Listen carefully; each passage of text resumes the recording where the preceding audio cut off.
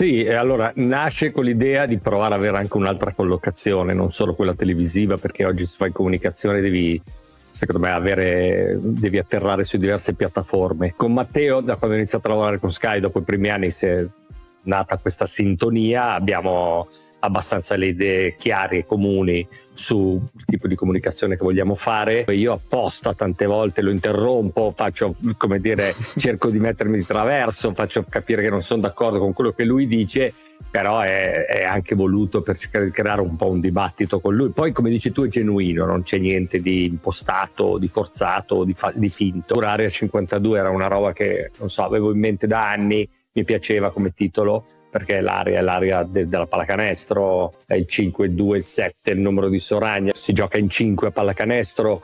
L'area 51 è una cosa in cui non si può dire niente perché è una roba segreta degli Stati Uniti, mentre l'area 52 i microfoni sono aperti.